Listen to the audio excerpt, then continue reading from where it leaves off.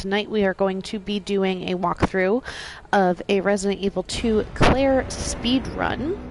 So throughout the game I'm going to be sharing tips, tricks, and you will be privy to some of my colorful commentary. So we are going to start a new game. And we'll just do standard mode for the time being. I'm also going to be using infinite ammo, just as this loads, so you know the infinite ammo you can earn. It's also available through an add-on that you can purchase. Sometimes they have sales, I'm going to be honest, that's how I got it. So be on the lookout for those. We are going to skip cutscenes just in the interest of time. Not that it counts against your game time, but just for the sake of the stream. So we start in the gas station. And this one is pretty straightforward. It's basically the tutorial for the game. Are you okay? Don't bother stopping to talk to anybody, because let's face it, he has nothing valuable to say. So as we walk around the back of the gas station, we are met with another cutscene, which we're going to stop. And if you go right away, you can actually run right through that zombie. You do not have to bother shooting him, stopping, anything like that. Just keep on moving. And once you see him walk by, you can actually just take that corner really quickly and run right past him. Another key point here is I run through the middle aisle of the convenience store. That way I don't meet anybody that could potentially grab me. And we meet Leon Kennedy, who is probably the more popular of the two characters to play. However, I personally prefer Claire's game. So, as we get through all of these cutscenes, takes a few minutes to get through it if you actually sit through. One thing that some people do here is actually wait and get attacked by a zombie in order to get yourself in caution. One thing to keep in mind with Claire is that if she's in caution, she actually runs faster than if she's fine. So, if you're interested in that, please, feel free to do it. Personally, just for the sake of time, I don't feel the need to get attacked by one or two zombies, depending on how bad it is, to get myself into that caution mode. So we're making our way to the police station. Important to note, you want to go to the left of this big house here. And then you want to go to the left of this guy standing by the cars. Nobody will bother you if you take that path. If you have any questions, please feel free to let me know in the chat, and I will respond either through chat or verbally, depending on what point of the game we're in, because let's face it, sometimes I have to focus harder than others. So I'm not going to bother exploring the main hall of the police department right now, because for this section you really don't need anything additional if you do it the right way, which I'm going to be honest, sometimes I do, sometimes I don't. You don't even have to fire a single bullet in this section.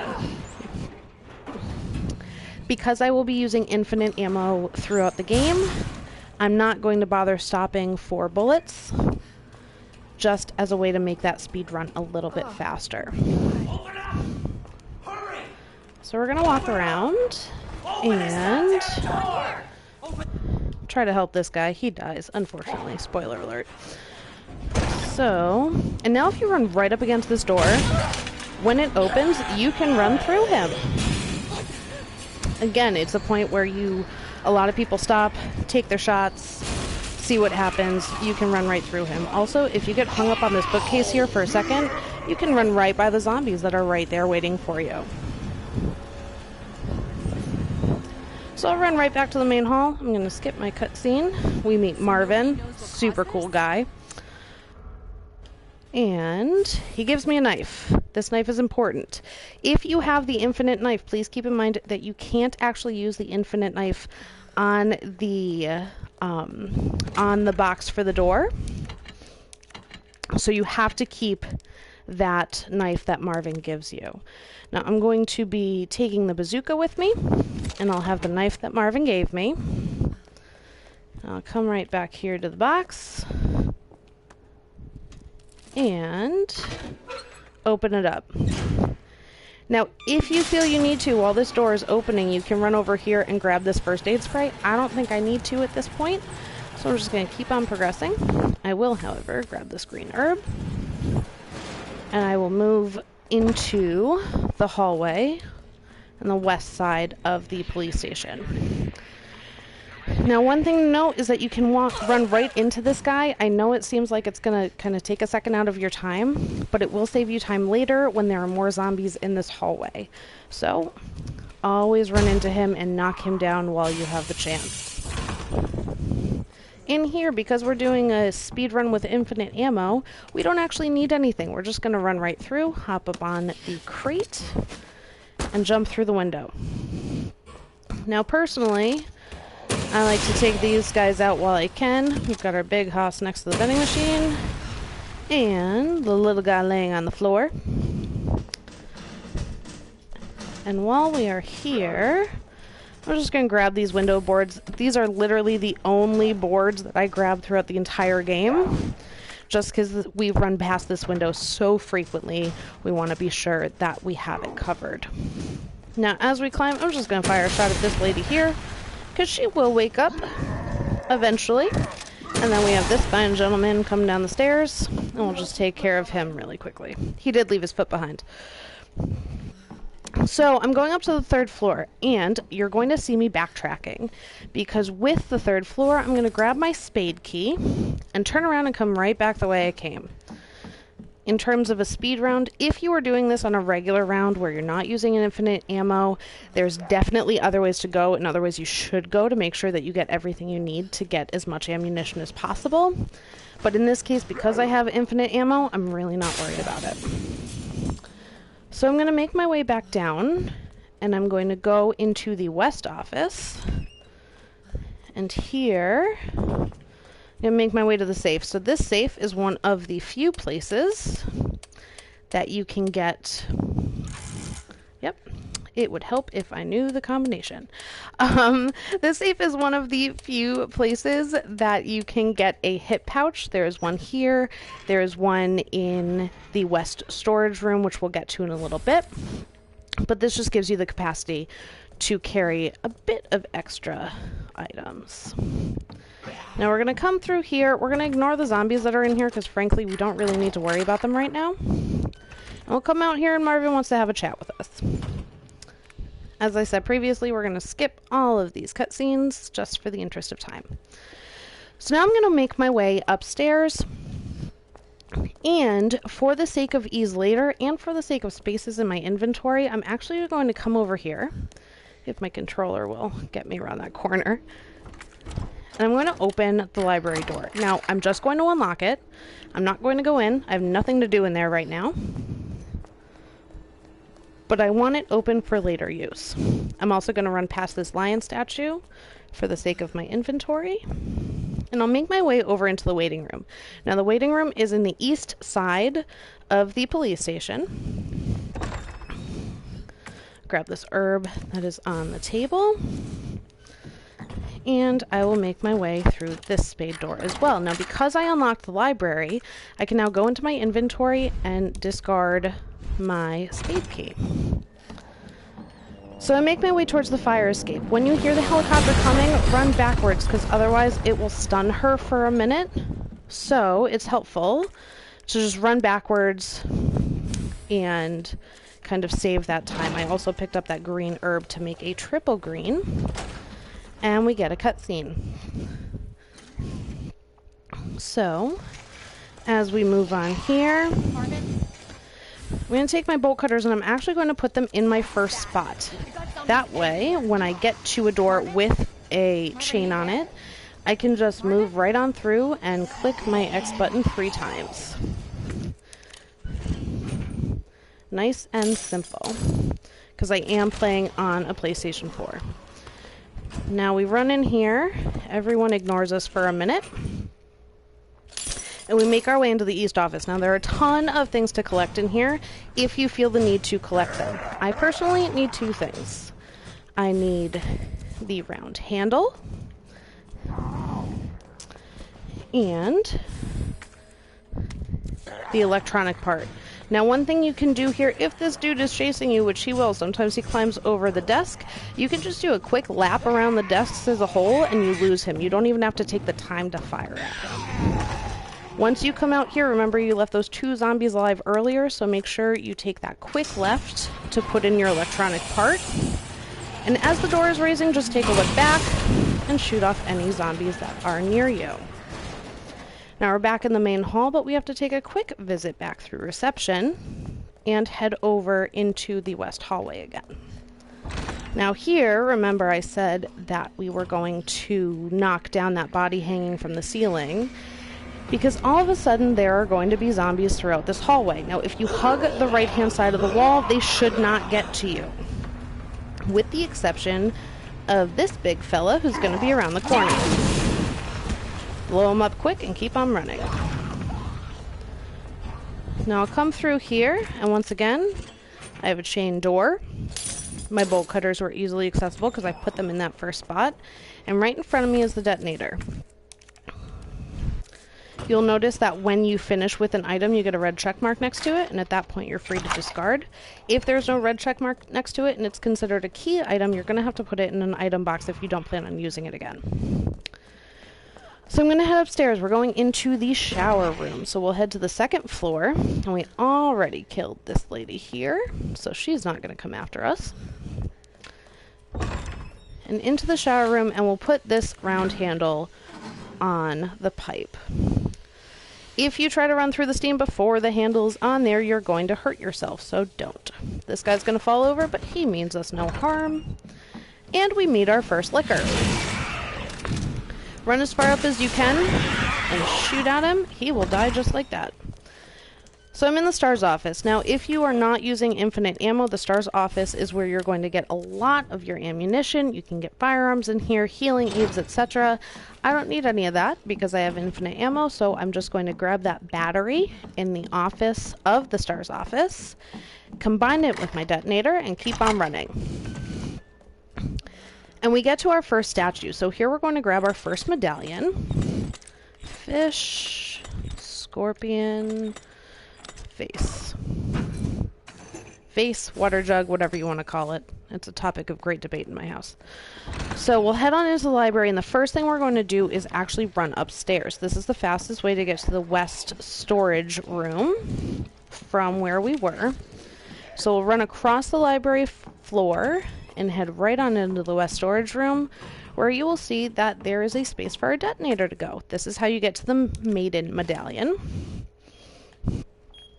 There's a 10-second countdown, and if you come over here and shoot this lovely guy hanging from the ceiling, not only will he fall and he will die, but also the bookcase will not be knocked over. Also in here, we'll grab that hip pouch, and we'll make our way over to the medallion,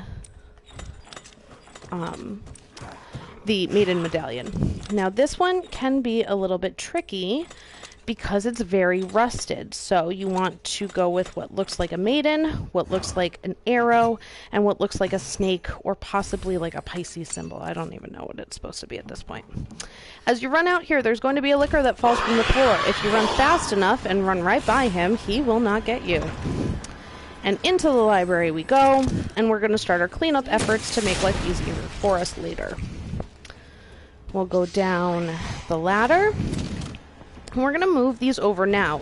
You have the option to move these over later, but you're going to have a lovely friend named Tyrant who will be chasing you at the time, so time will really be of the essence at that point. You might as well do it when you have less stress going on.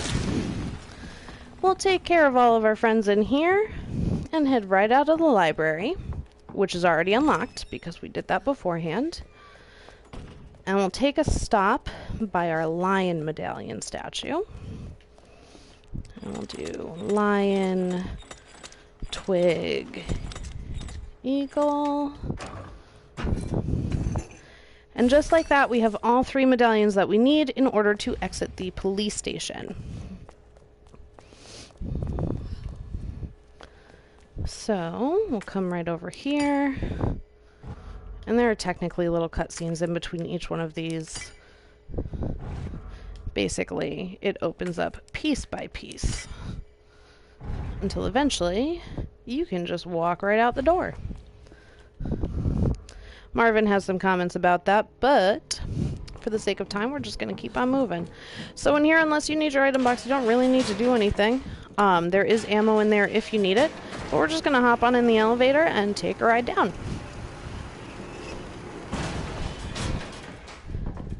If I can get out of the elevator. So we'll head down the stairs, and when you get to that second landing, take a sharp left, and here we're going to meet Sherry. Hello? Hello? So we chase that noise for just a minute. We're going to follow this around to the right. And again, we have one of these bookcases knocked over where it asks you to press X to move it. It turns out to actually be a cutscene, and Sherry is very scared. And you turn around to see this lovely gentleman in front of you. This boss battle is really not that difficult with unlimited ammo. It takes 3, maybe 4 shots maximum. So, now that I have done that, and that boss battle can be done with a combat knife if that's all you have, if it's unlimited. I mean, you'd need a couple if you didn't have the unlimited combat knife, but as far as the ease goes, that's definitely the easiest boss battle, probably because it's the first. So, we move this lever for Sherry, and all of a sudden this bridge is working its way into our path.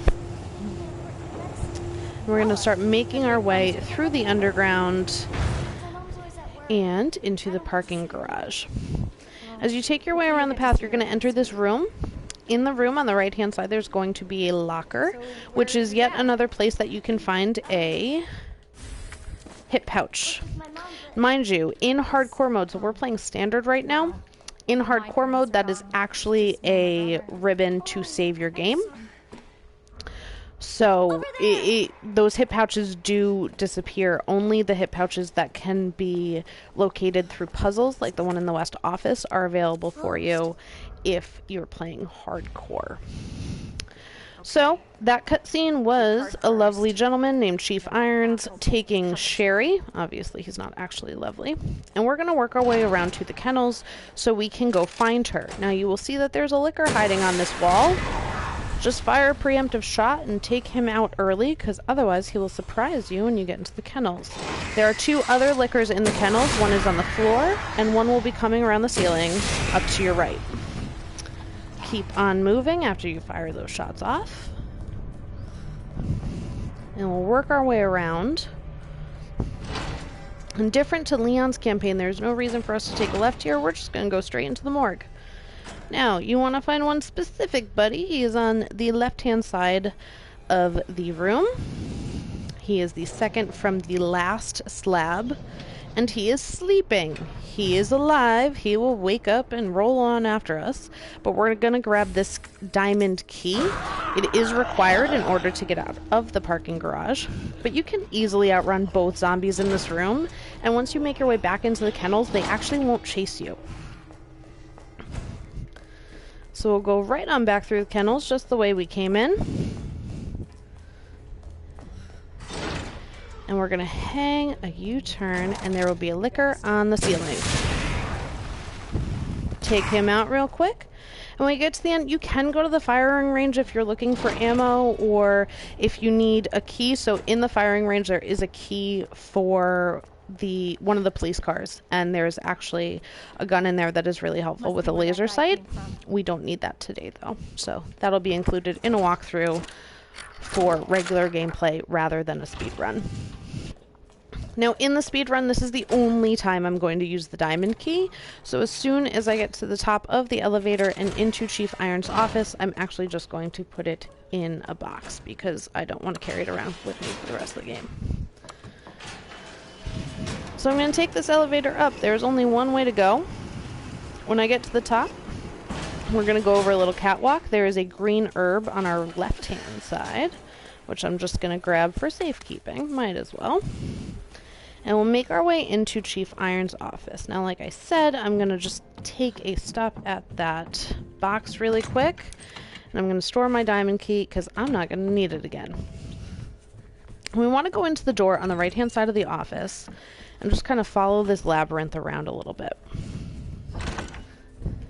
There is a cage on our left-hand side. You don't have to worry about it right now, because all we're really after in this room is the heart key. You get the heart key by picking up this photo frame and examining it, and alas, you're given the heart key, which is the only way out of Chief Iron's office. So we'll go back the way we came. When we get back into the office, we're just going to cut straight and then take a hard right, and this is a heart door. And we are back in the police station. Now, there is no way to open that metal door as there is in Leon's game, so we're just going to work around it. So my first stop, rather than going onto the roof, is going to come right in here. This is the east storage room. We're going to kill this guy for a second. That took me by surprise. That was super fun. And I'm going to grab the first of the two electronic parts. Now, one electronic part is going to be in this room. The other is going to be in the clock tower. And there is another zombie in here, and I don't know where he went, so he will probably pop out and surprise us at some point. The other thing to grab in here is the large gear. I will tell you guys that it is the #1 thing I forget every time I play, is I leave the east storage room without that large gear, and I inevitably have to go back for it, so always make sure you grab it. I worked my way out onto the roof, I climbed down the ladder, and unlike in Leon's game, the ladder stays intact, which is really helpful. So if you do forget that large gear, you don't have to go all the way around, you can just climb back up the ladder and grab it while you're here. 2 zombies are going to be down here waiting for us. I'm just going to power on through and flip this switch. This will allow us to put out the fire. And then once they're both standing, if you fire at this corner, you can take them both out at once. I'll head on back up the stairs. There are 2 green herbs behind the stairs if you need them. I feel like we are doing well, though, so I don't really think we need to. Come back to my lever, and now that I have changed the flow of the water, I can put out the fire, and we're going to meet our buddy Tyrant. So I'll follow this hallway around, and I'm going to get as close to him as I possibly can while keeping my sights on him. And as soon as he takes a step forward, if we fire, he just falls right down. Now I'll tell you, he gets back up. Okay, better move it. There is no way to kill him, so don't bother trying. But we're going to go back through our waiting room and head out into the main hall again. We're going to be on the 2nd floor. Now, one thing I will note is that Marvin is currently a zombie, and if you make a U-turn down these stairs, you will wake him up. However, if you go straight across past the lion statue and down these stairs, Marvin doesn't even notice we're here. And you can actually get through this entire game without waking him, which is really nice. We'll head into the west office. Again, hang right. That way no zombies are going to get you. And there's a liquor to your right as soon as you exit. Take him out nice and quick with your bazooka. Again, we have a heart door. We'll come right in here, and we need to grab this tool that's sitting on the table. I'll be honest with you, I don't know what this room is called, and I'm not going to take a look because I don't have a map. However, we grab that tool, and I always come right back here. That was the records room. That's what it is. I always come right back here because that way, Tyrant, who is chasing me, will not be able to climb up through this window, and I get a chance to lose him pretty quickly. Hopefully. Although based upon the sound, I'm not sure how quickly I actually lost him. I'm going to work my way around up to that staircase, and I'm going to go back through the shower room. Now keep in mind that Claire can run faster than Tyrant, so if we have a lead on him and we're running in a straight line, we are not getting ourselves caught up, we're not running in circles, you can outrun him. Tyrant is really imposing and really intimidating, but at the end of the day, if you have a lead on him and you know where you're going, you don't have to worry about it. So I'm going to follow this hallway past the STARS office and go back to where we found the unicorn statue earlier. And I'm going to use this as a cut through to go into the library and basically as a way to lose Tyrant. Now I'll find my jack, I'll use the tool. If you examine the tool, it will give you the official name of it. I'm not exactly sure what it is because frankly, I don't really like to waste time examining items if I don't have to. It works just the same if you don't know the name. So I'll move my bookcases over once, now that I can, and I'll climb that ladder, and I should be able to get out of this library without meeting Tyrant at all. Now that the bookcases are moved, I can run straight across and into this door on the 3rd floor of the main hall. There are going to be 2 special friends waiting for me on my left-hand side. So one quick shot over there should take care of them, and on the right I'll head into the clock tower. Here's where my large gear comes into play. So I'll put my large gear in. It moves these stairs a bit. And always, always, always remember to grab the large gear again. Again, one of the things that I forget most always has to do with the large gear. I forget to grab it and I head up the stairs without it, and it's pretty pointless at that point because you have to go back and get it. So head down the stair, or head up the stairs that you just lowered and follow the catwalk around to the secondary piece. You have to grab the small gear and place the large gear up here. This will add some movement, but we're not quite done yet because that electrical panel part is not free. So we head back down the stairs into the secondary machine, and we add the small gear that we just picked up in here. And alas, the clock tower works, the bell rings, That works. and the electronic panel part was knocked to the floor. So now, this room is safe from Tyrant, however the hallway is not, and you can hear his music behind me, so he is right on my tail, I know it. So what I'm going to do here is just run around. I'm running back to that east storage room, right? So this is the door on the far end of that, and I'm going to run straight on through and down the stairs because I'm going to go back to Chief Iron's office. Now, Chief Iron's office is considered a safe room, and he is right behind me, I can tell. Chief Iron's office is considered a safe room, so if you can get to this door, you are home free because Tyrant will not follow you in here. Now, this is the part where we go back to what looked like a cage on the left-hand side of this back room. And this is where we're going to use these electronic panel parts to open the door. We have to examine them. I always wait to examine them until I'm here, because that way I don't have Tyrant chasing me.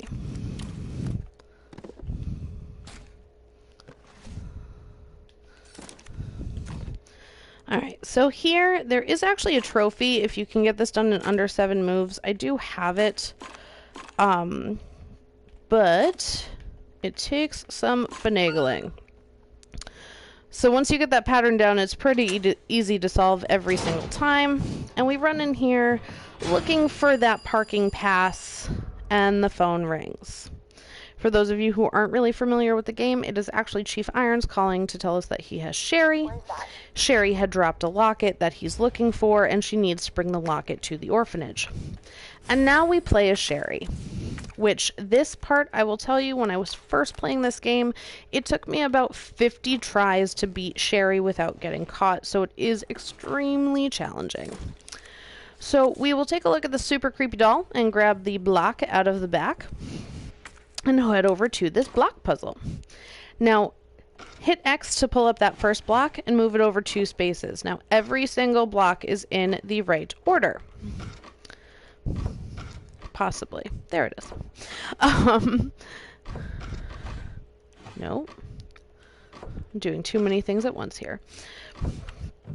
So if you move that first block over 2 spaces, you will actually be able to solve that puzzle fairly quickly and get the scissors inside.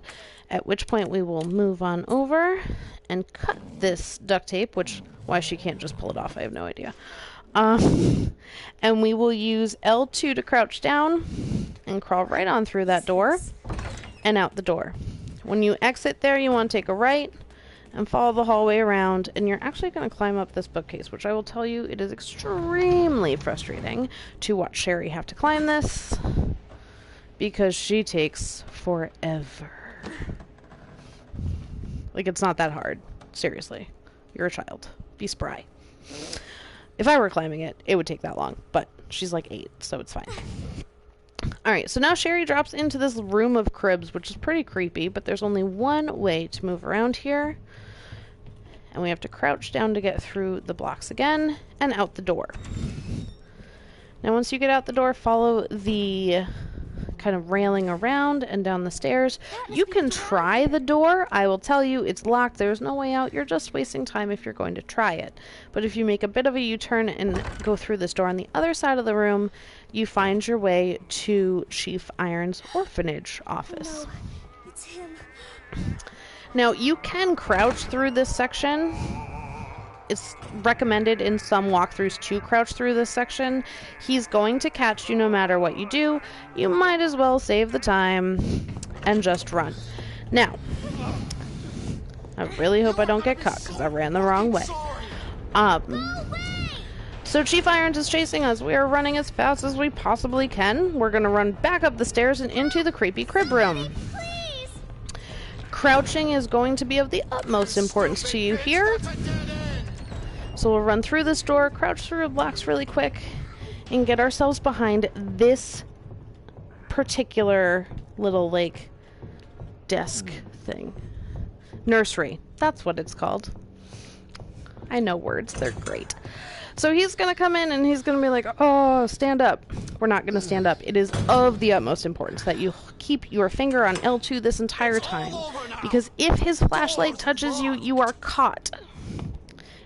And, for the sake of statement, I haven't saved this game at all, and I really don't feel like going backwards. So, he's going to come around, he's going to start walking around here, and we actually want to follow him. The longer it takes me to find you, He's going to throw some empty threats at us. And we're just going to kind of follow around, and then we're going to hide in this corner right here where these two changing tables meet. If you want to back up even, you can sit right here. Do not go into that space between this changing table and that crib because he will catch you on his way back. So, you see his flashlight shines there real quick, and as soon as his flashlight shines in between the crib and the changing table, we are on the move.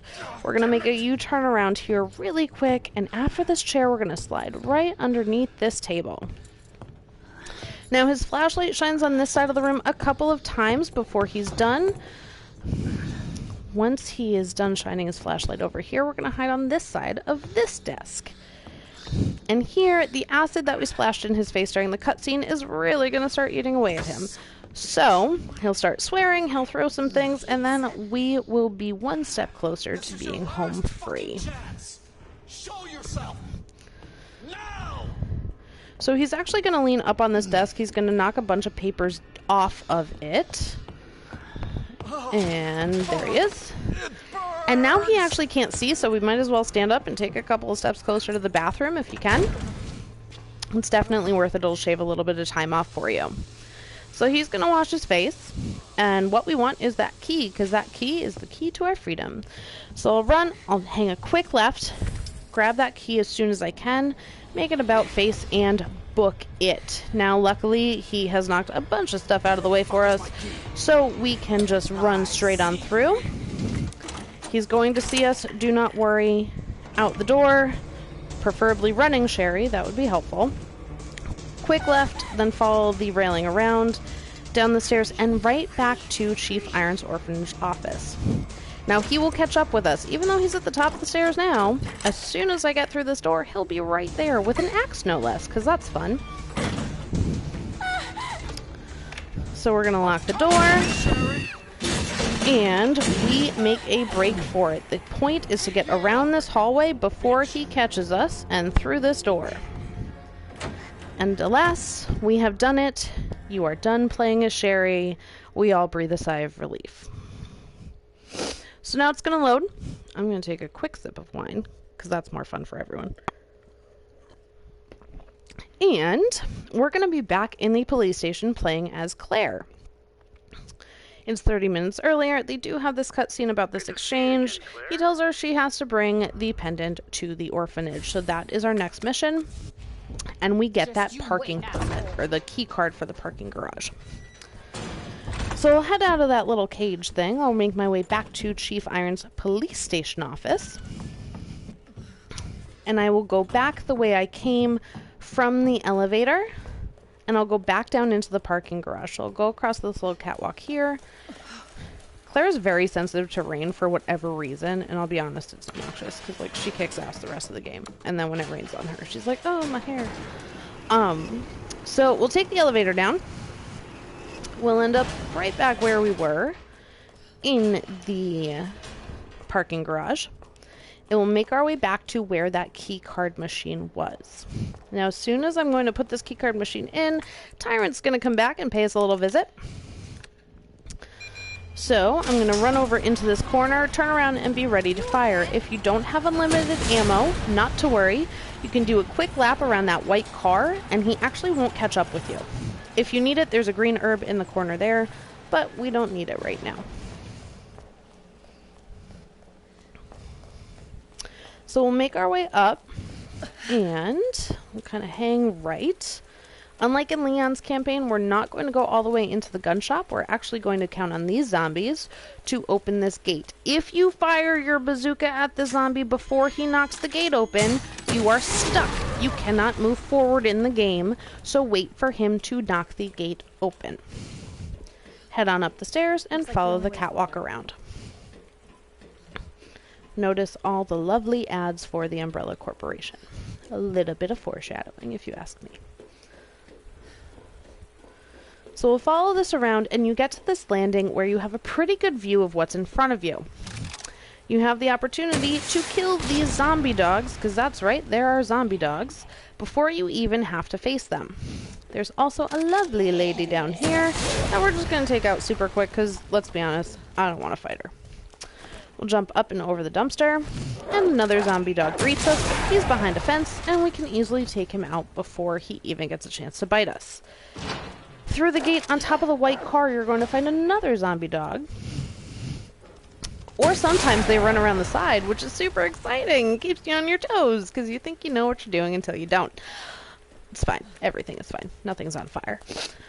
So, we'll make our way through this and go into the basketball court. Now, the basketball court has some high-powered rounds as well as a green herb on the bench if you need it. However, I don't think we do. And we meet two more puppy friends before we exit. Once you exit, there will be a third standing right in front of you. Take them off really quick. And you're in the clear. Now, there is a red herb over in this pile of garbage next to the bus. We don't need it, so we'll move on. And there's a zombie in the bus with us. Take him out, and there's another zombie dog once we exit the bus. Or before we exit the bus, apparently. Because that was super fun. We're still in green, though. So no caution for us, unfortunately. I actually prefer caution because we run faster.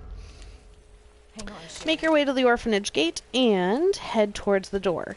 Now, in the orphanage, we're going to head straight to Chief Irons' orphanage office because that is the way to progress the game. If you are in need of healing, if you go upstairs into the bathroom in the nursery, you have the ability to grab an aid spray.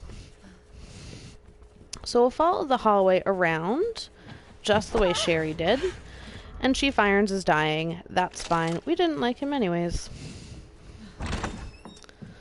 So we'll go into his office, we'll follow it around. You have a save opportunity if you want to take it. You may want to take it if you're on hardcore mode, just because there is no autosave in hardcore mode. But we'll follow that around and go down the ladder that's in the floor of Chief Irons' office. We're still looking for Sherry, and we kind of follow the natural path of the hallway. You don't really have a choice to go anywhere else. We'll follow this around and through the only door in this room to run from Tyrant. This is the last time you're going to see him in Claire's campaign, so it's very important to just outrun him as quickly as humanly possible. Again, you're just following the natural progression of the game and into the elevator that is on the other side of the path. Here you will end up seeing G take on Tyrant or Mr. X, depending on what you want to call him. And Tyrant is defeated by G. Sherry wakes us up, but alas, Sherry is missing by the time we actually come to. And I'm just going to head straight for the sewers. Sherry, can you hear me? So follow the progression of the game just by following the hallways, and when you get to the actual sewage, take a right. Ow, I'm gonna smell like shit. You'll get to a fork in the road here. On the left-hand side, there's a gate down, so we can't get through here, so we're forced to the right. And when we get to the right, we'll hop up on the concrete slab. And again, just follow the hallway. And here we find a cable car. Here? I know, it's shocking to Claire. Climb on up the ladder and we're going to head into the monitor room. It might be the monitor room. It might be the control room. I don't really remember. There are some friends in here, so make sure you just fire off a shot to clear your way. And then jump down this kind of side exit. There's a cutscene here. We see Sherry interacting with her mom. Right there. There's also a map on the wall if you need it. I will tell you that the sewers get super complicated, and it took me a really long time to learn them. For the first, 10 times I played this game, I consistently forgot the T-bar, which is important to open up certain paths throughout the sewers, so it takes some practice. So we'll go across this catwalk that we just lowered, and we're going to hang left. Now, here's where you get to the actual cable car platform, although we can't access it right now because we don't have a wristband. We will grab this tool, or T-bar handle, as it will later be known. And we'll turn around completely, run past the end of the catwalk that we just came over, and we're going to go through this door that is under the exit sign. You're going to have some friends at the bottom, so just be ready to fire off around and take care of them. Now this gate takes a second to open up, so pull the lever and then go back for the green herb that's sitting here in the corner. Now we'll jump into the sewage and head through that gate that we just opened. There's going to be a monster that comes through that wall on the right-hand side. He may stop you. If you keep on moving, you should be able to get to land before it attacks you. I will tell you though, if it attacks you before you get to land, it will poison you. These are the times that it's really important to have the red, green, blue herbs mixed, because not only will it heal you from poison, it will also protect you for the next couple of minutes from taking on excessive damage. We'll use our T-bar handle to open up that door, and then we'll make our way to this little elevator here, and just make a U-turn, and we're going to go into the workman's room. This guy is playing dead, so we'll be preemptive with life, and we'll also grab that hip pouch that's laying on the table. Again, in hardcore mode, that hip pouch is not actually there. You can take the opportunity to take out a couple of these zombies. You don't have to. The important thing here is grabbing the rook plug.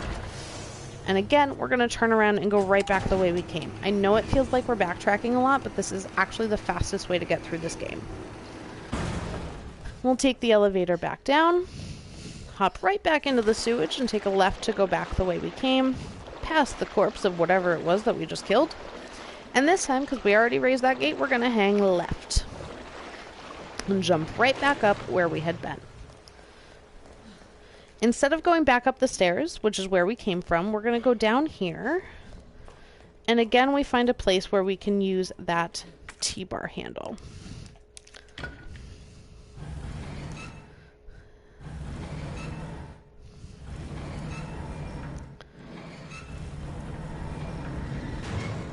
So we'll come right on through here. There is a key hanging on the wall here. If you have any desire to go back to the police station just to finish out a couple of things, you can absolutely grab that key. However, we're not going to cover that in today's walkthrough just because honestly it takes a lot of time and it's not in the speed run that I run. Jesus. They're everywhere. We'll follow the sewers around a little bit, and you can guarantee you're going to find yourself encountering some monsters. 3 to be exact in this particular part. You can see it kind of floating here. One shot will wake it up, the second shot will kill it, and we will run right by. Next, we're going to have a dude coming from our left.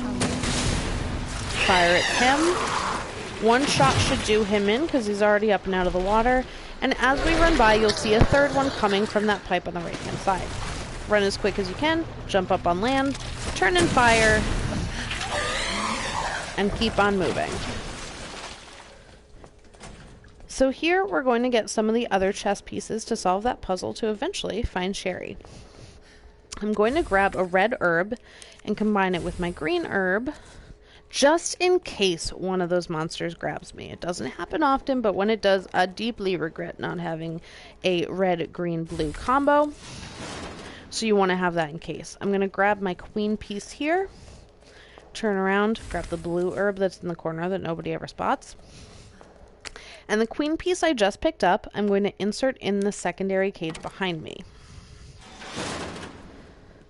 So I'll come in here and make a U-turn to the right to go up this set of stairs. A zombie will fall to the floor, and I'll grab the king piece. But if I can move fast enough, I can actually trap that zombie in there. Just turn around completely, grab my queen plug, that door is locked, and that zombie is on the other side. He cannot get me. So I'll go back to this first place where I grabbed the queen plug to begin with. I'll put it back in, which opens the door. And now I'll come around to the side, and this particular box is looking for the king plug. So I'll add the king plug in here, which opens this door. Turn around, go back out here, and grab my queen plug. I know this puzzle is a little bit confusing. It took me a bit to get the hang of it. And I'll run around the side through this open door I just created and get my king plug once again. So I've gone through the puzzle and I have all three pieces. You want to be heading back to the monitor room with a king plug, a queen plug, and a rook plug. If you are missing one of them, there's no point in going back to the monitor room, because you need all three to continue. So I'll come back out the door, jump back into the sewage, run past the corpses of the monsters I've slain. And here at this fork in the road, you're going to hang left. You're able to jump up on kind of solid ground for a minute, run right over it, and jump back down. And here you're going to encounter the fourth monster in the sewage. He pops up. He should be a one-shot, one-kill. And you can kind of just run around him while he's dying and go back up the ladder. Now I'm going to go right back the way I came. I know, we're doing this a lot. It's okay. It's part of the speed run. So I'll go right back the way I came through that door that I opened with the T-bar handle. I'm going to come back in here, and I'm just going to hang to the right and go right back up the stairs and go back to where we started in that monitor room. Which means crossing that catwalk once again. There is a zombie on our left-hand side on the other kind of finger of that walkway. He does not trigger him if we don't, or he does not wake up if we don't trigger him. I'm also going to visit my item box for a second. I'm going to store a couple of things. I don't need my heart key. I don't need my T handlebar after this. And we'll start solving this puzzle. And I'll start on the right-hand side of the wall. And it goes king, then queen, and then pawn. The pawn is already in there, so you can turn right around. I'm going to grab this one from the middle. And then we have bishop. In the middle we have rook. And on the end we have the knight. So once those are all in, that giant door in the monitor room is going to open up, and we are one step closer to Sherry. We are also one step closer to our next boss battle. At the bottom of the stairs, there's a blue herb. We'll grab that really fast. In the middle, there's a green herb. We will grab that and combine it with our blue. And as we follow the pathway around, we will come into one extra room, and there's a red herb sitting on the floor, so we can make a green, blue, red. Combination to this puzzle is on, off, on. That turns on the power to this part of the game. So now, in order to trigger our boss battle, you have to run closer to the door and then turn around before he hits you. He starts a fire. One way to get G to come into the room faster is to just start firing your weapon at that metal door in the corner. Do not let yourself get on fire, and try to run around so he doesn't hit you. He put us in caution, so I'm not super worried about it, because it just means I'm going to be a little bit faster. But make sure you're moving your feet. And the second you hear him roar, He's coming through that metal door, so get in position to kind of stun him and run past. So he came through the door. I'm going to fire at him a couple times, kind of stun him and run right by him and follow this hallway around. I'll hang a right, and you're really just following the natural progression of the game.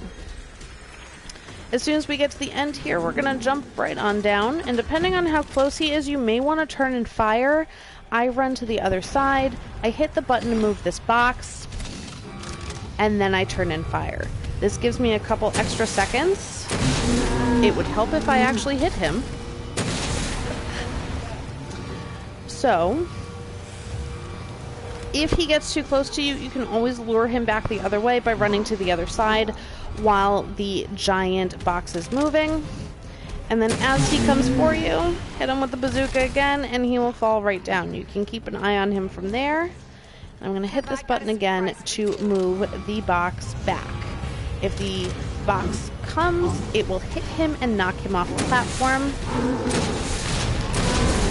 However, in this case, it seems it's going to miss him because he decided to move faster than he has moved in a super long time.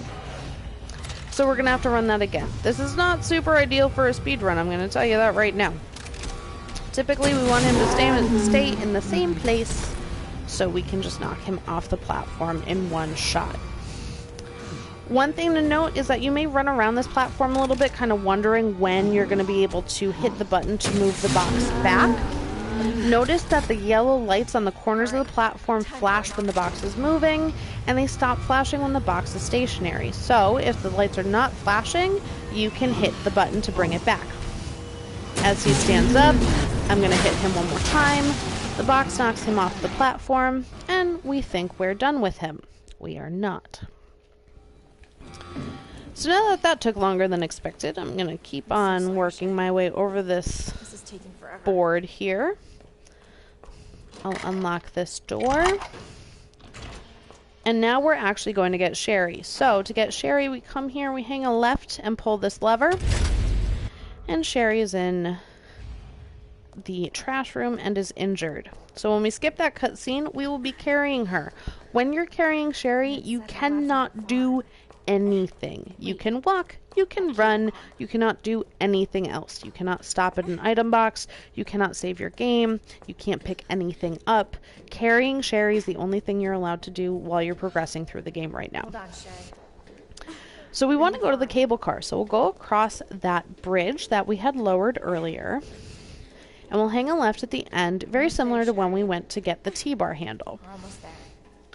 Now Sherry has a bracelet on that will allow us to get into the cable car and make it functional.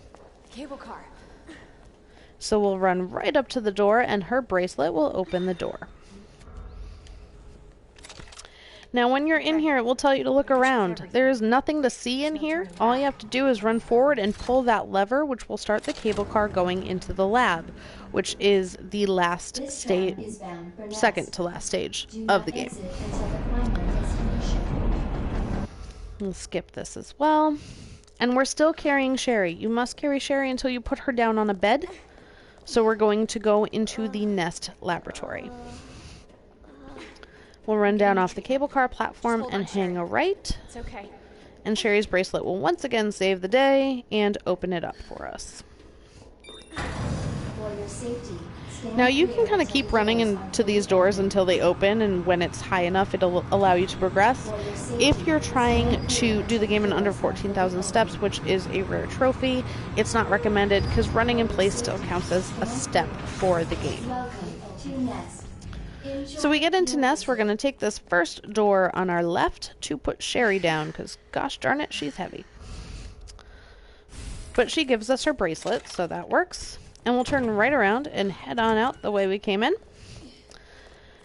And I'm going to take a right out of that room and go into this hallway on the left. Follow this around as well, and we're going to make our way into the cafeteria. So the cafeteria is the first door that we can open, and as soon as you walk in, hang left and run right by the zombie on the floor. The whole point is to get to this ladder on the other side of the room, so the faster you move, the better off you are. There are about 8 zombies in that room in total, So if you can just run straight through it, you're going to save yourself a lot of time and a lot of ammo. I'm going to jump down into the kitchen, and this door will open. I have a friend on my left-hand side that we're just going to fire out really quick, and then we're going to hang a right. As we enter the nap room, there is an arm hanging out, and luckily that arm has a bracelet on it, so we can get the next level of access through the Nest laboratory. So I'll run straight back. The most direct way to get back to the Nest reception room. And now I have higher clearance, so I can get into the main shaft area. If you need to save or get an item box in this room off to the right-hand side, there is the option to do that. In this case, however, we don't really have to. If you're playing Claire's B game, know that this guy laying over on our right-hand side holds the modulator. However, in here, because we're playing Claire's A game, we're going to pick up the modulator in just a few minutes. So we'll run across the bridge that we opened up, and we'll go to the far side of the platform, and go to this podium on the left-hand side to open a bridge to the east area.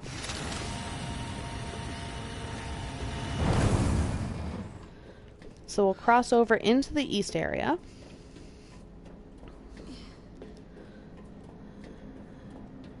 And once we get over here, we'll follow the path around and through the lobby. There's a typewriter, there's an item box, and there's a green herb in the lobby, so feel free to explore if you have the time or need. We're just going to keep on running. Now that Ivy is hanging from the ceiling. He will drop down and mess your day up later if you don't take care of him now. And we can take care of that second Ivy here as well. We're going to run around into this room that looks over the greenhouse, and we're going to enter in a couple of codes. It is beneficial to memorize them. As if you were looking on a phone, your codes are 3123 and 2067. These will unlock what you need in order to keep the game moving without having to backtrack. You also want to visit this little machine here because there's a solution that has to be dispensed, and then you have to take the empty canister and fill it up with more, basically, weed poison. Pesticide. That's the word. We'll go into the greenhouse. We're going to hang left, and again, we're going to take our first left, and we're actually going to go into the drug testing lab. So this is where we're going to make the pesticide. We'll visit this machine, which we just opened up. I'm going to put my dispersal cartridge in there, and the pattern is really simple. We'll start with red, and it goes red, green, blue, red, green, blue, red, green. So start with red and work your way to the left until you have a filled cartridge. Now this cartridge is not going to be ready to put into the dispense machine. We have to cool it first, so we're going to head downstairs. So put this back in my inventory and head back out into the greenhouse. When I get to the end of this section, I will take a left at this crossroads here and take care of this ivy. And then take my next left and head down this ladder. This ladder will bring us down into the basement of the lab. And in the basement is the cold storage room, which is where we'll go to cool down our dispersal cartridge. So follow the hallway around until you get into the lounge. There are a couple of zombies that are still kind of alive in here, so just a shot just for safety is fine. And there are going to be two lickers that are going to meet you as you run into this hallway. The first will fall into the floor, the second will stay on the ceiling. So long as you keep the level head and you're aware of when they pop out, it shouldn't be too big of a deal to overcome them. Run to the end and you're going to take this doorway on your left to go into the stairwell. As you go up the stairs, one zombie will fall from the ceiling right about now.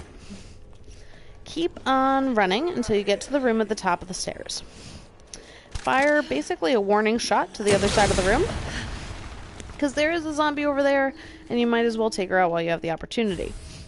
And here we get the modulator. It is helpful to examine the modulator and put it on Murph. So Murph is the first puzzle that you're going to need. And this way, it'll be in your inventory, saved with the correct signal on it, so you can restore power to the entirety of the basement of the lab. Now remember, our little buddy fell from the ceiling, so we want to take him out. And there was another zombie that was at the bottom of the stairs, and one shot should take both of them out if you wait for them to start climbing the stairs after you. We'll go back down to the door that we had just run through. Back through the hallway, we'll run past the lickers that we killed, and straight to this flashing red light in the lounge. Again, this is why it's a little bit important to kill the zombies before you actually go through this process, because this way you have a straight shot. You don't have to stop and figure out where zombies are attacking you from. Once you use the modulator, the lights are going to come on, and your next step is going to be to the cold storage room, which is right here on the left-hand side. As we follow this around to the left, there's a zombie laying on the floor here. She is extremely hard to kill, but if you run fast enough and don't actually look at the computer, you never trigger her, so just let her sit there. Don't bother trying to take her out. As we come into cold storage, we find this podium where we can enter our dispersal cartridge, and the machine will cool it off for us. Now it is ready to go and be dispersed into the greenhouse. So I'll run right back out the way I came in, right past the zombie who's not going to wake up because I'm not checking the computer, and out the door. When I come out the door, I'm going to hang a right, so I'm looking at the lounge, and then I will turn left. I'm going back up that ladder that I first came down, because it is the fastest way to disperse what's in my cartridge. So I'll climb right back up this ladder. Keep in mind there might be 1 or 2 IVs waiting for us at the top, so be ready to fire your weapon if you have to. And you can hear them moving around in here. Like this guy. We'll just take care of that guy, it's fine. So we'll go to the greenhouse control room, and we'll go to our machine and put in our cooled dispersal cartridge. Dispensing solution now. So it dispenses the solution. A lot of things happen. Mostly a guy plastered to the window falls down, and he has the wristband that we need. So we'll run back into the greenhouse, run straight across the middle, and then hang a right at the end. This loops around to get us to the wristband that we are looking for. This will allow us to go into the other half of the lab.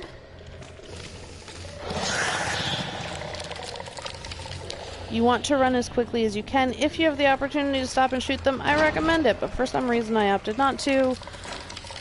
Let's face it, I'm a little bit nuts. So we'll run back towards the lobby. As you run through the greenhouse, just keep your eyes open for anything that's moving, because if an IV attacks you, it will poison you. That's where that red, green, blue herb can also come in handy, not just in the sewers. So we'll run back out to the main shaft, and now we have to extend the bridge into the west area. Here we're going to have our third G battle, and we're going to find the antiviral agent. So I'll come to this podium. It's nice and color-coded for us. We have the purple bracelet now, so we'll go to the purple podium and hit the button to extend the bridge. We'll go into the west area. And now it's a straight shot to the antiviral. There's nothing to do between now and the time you pick up the antiviral agent to save Sherry, except for turning on the power. So once again, just like in the lounge, we have this red light. The code on here is OSS, so I'll examine my modulator, change it to OSS,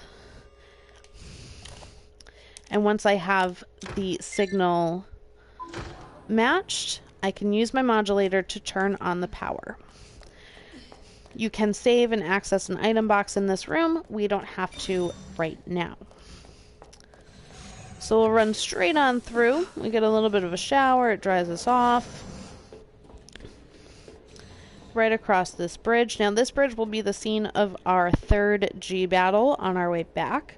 So emotionally prepare for that. Also, visiting the item box in that room can be really helpful if you have anything stored that you might want to use for that battle. Now there's nothing that we have to actually open the containment unit for the antiviral. So if you look in your inventory and say, oh no, what do I need? You don't actually need anything. It's all in the pendant that actually doesn't take up a spot in your inventory. We're going to have a G battle in 3, 2, 1. We're going to skip the cutscene. But basically aim for the eyeballs and fire as often as possible. If he hits you, he will hurt you, so run as much as you can.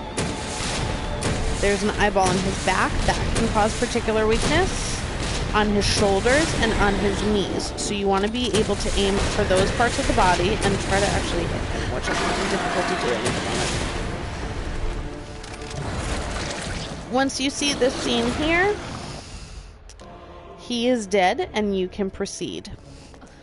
Follow around to this little elevator with the green light and it will bring you back up topside. If you want to run around, there is definitely ammunition, there are healing sprays, there are all sorts of things in that room. We just don't need them, and given that this is a speed run, we're just going to keep moving. So we'll follow this around just the way we came in, and we're going to head back to get Sherry. So we have the antiviral, we have everything we need. Sherry is in that room in the north area that we want to go grab her and get her out of here once we heal her. So I'll go back to the north area, across the bridge, and Sherry will be in the room on the right hand side when I come in here. There's a nice cutscene with Sherry and her mom. Her mom loves her. We're all very happy for them. Sorry, I sound callous. So, now we'll head back out to the main shaft, because what we need to do is exit within a certain amount of time. The clock hasn't started ticking yet, but it's about to, and as you can see, the shaft is literally falling apart around you. So, you want to move as quickly as possible. We have a pink wristband, so we'll use it in the pink podium and enter the elevator. Now, the elevator is one of the most frustrating parts of this game for me because I personally really enjoy skipping cutscenes, and you cannot do anything in here, but you cannot skip it because you are in control of Claire. Anytime you are not in control, you typically have the ability to skip. In this case, you don't. So you might as well stand at the window and look at the pretty graphics of the main shaft entering its self-destruction mode, which is actually pretty cool to look at. It took me a few times before I realized that you could look out the window at it. I'm really glad I met you. Just as a reminder, as we enter the last few minutes of the gameplay, please subscribe. You can follow me on Twitter. You can follow me on YouTube, Allie Green Jeans streaming. I am also, just while we're here, I'm going to grab this first aid spray as we move forward, and on Twitch at Allie Green Jeans. So feel free to follow, subscribe, do whatever. So this is the first of a walkthrough series. We'll be doing walkthroughs for speedruns, as well as other challenges, walkthroughs for gaining different trophies throughout the Resident Evil 2 universe, including no item box visits, including just a straight normal gameplay, not using infinite ammo, etc. So there's a whole number of different walkthroughs that we're going to be doing. Absolutely subscribe. So we went down that little elevator. We passed a few different IVs.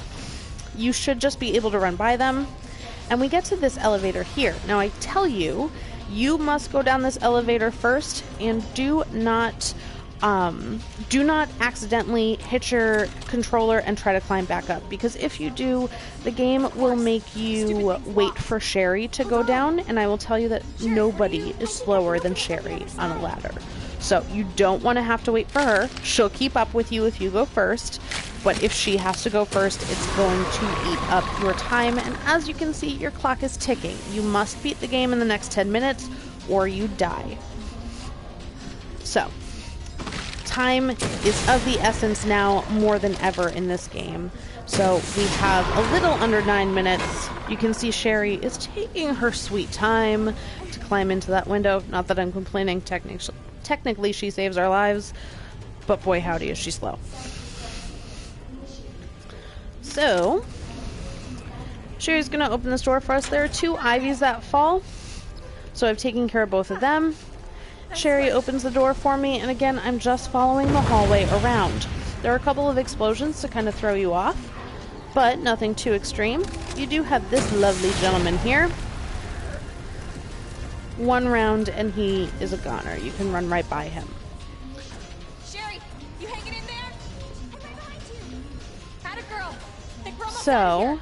as we come into this next room, you can see that we are at the train platform. You want to hang a right. It's the fastest way to get around the platform itself, because otherwise the ladder is on the wrong, or the staircase is on the wrong side. So hang a right, follow the train car around, head on in, and grab the joint plug. What are you doing? As soon as you grab the joint plug, it starts a very short cutscene. So we'll skip that and head into the control room. So this is where we have to plug that joint plug in order to get the train car to move. You have a much longer cutscene there where you interact with Leon, and the minigun is at your disposal if you have the space for it or the need. Because we have the bazooka, we're just going to run right by it, because we don't need to worry about it at all. As soon as G lands on the train, I want to start firing at him. He jumps off and basically aims at me. At this point, because we've done so much damage with the bazooka already, he will really immediately start climbing that wall to try to get an attack in from above. Keep on firing. The key to this, whether you have the bazooka or the minigun, is turn and fire. If you continue an onslaught of ammo, you will find that G is significantly easier to beat. He did just put me in danger, so I'm just gonna take a quick aid spray, no big deal. It's totally fine, no worries. So, I actually lost a visual on him for a minute. There it is. And we have defeated G. So, as long as you're turning and firing and making sure that you are consistently hitting him, he doesn't really have the ability to kind of bounce back and kind of collect himself. If you give him long breaks of running around in between firing, you're going to find that he's a lot harder to beat. So, that's it. That was the entirety of Claire's campaign in Resident Evil 2. Again, we skipped a lot of things that you have to visit if you're not using infinite ammo. In this case, however, we were able to do that, and we were able to complete the game relatively quickly. We did 1 hour, 8 minutes, and 20 seconds. So, thanks guys, as always, for joining me. If you have any questions, feel free to comment, or just subscribe and follow me, and I appreciate your time. Thanks, guys.